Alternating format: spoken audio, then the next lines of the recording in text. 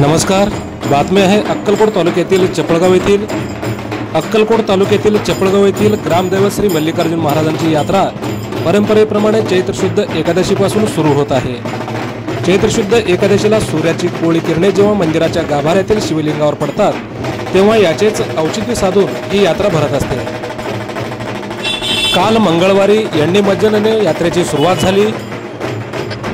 काल यात्रेचा पहिला दिवस पहाटे ग्रामदैवत श्री मल्लिकार्जुन महाराजांच्या मूर्तीस महारुद्राभिषेक, दिवसभर कलगीतुरा कार्यक्रम आणि संध्याकाळी कन्नड सामाजिक नाटक संपन्न झाला। आज दिनांक 9 रोजी यात्रेचा दुसरा दिवस।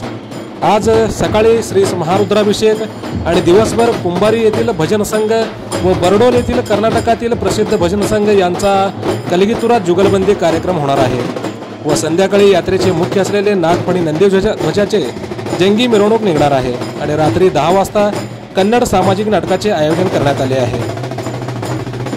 बुधवार दिनांक 10 रोजी यात्रेचा तिसरा दिवस। पहाटे श्री महारुद्राभिषेक, दिवसभर कलगीतुरा जंगी कार्यक्रम आणि संध्याकाळी नामवंत मल्लांचे जंगी कुस्त्या होणार आहेत आणि रात्री ठीक 10 वाजता मराठी सुंदर सामाजिक नाटकाचे आयोजन करण्यात आलेले आहे। कालपासून चपळगावात ग्रामदैवत श्री मल्लिकार्जुन महाराजांचे दर्शन घेण्यासाठी हजारो भाविक भक्त चपळगाव येथे येत आहेत। चपळगाव येथील ग्रामदैवत श्री मल्लिकार्जुन महाराजांचे मंदिर हे एक हेमाडपंथी जागृत मंदिर असून या मंदिराची नोंद भारतीय पुरातन खात्यात आहे। सलग 3 दिवस मंदिरामध्ये आलेल्या सर्व भाविक भक्तांसाठी महाप्रसादाचे आयोजन देवस्थान पंच कमिटीच्या वतीने करण्यात आलेले आहे।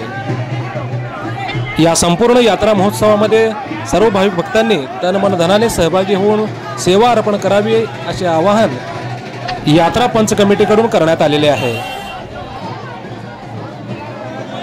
मोजक्या निवडक व महत्त्वपूर्ण बातम्या पाहण्यासाठी सबस्क्राइब करा हेलो सोलापूर न्यूज चॅनल। धन्यवाद।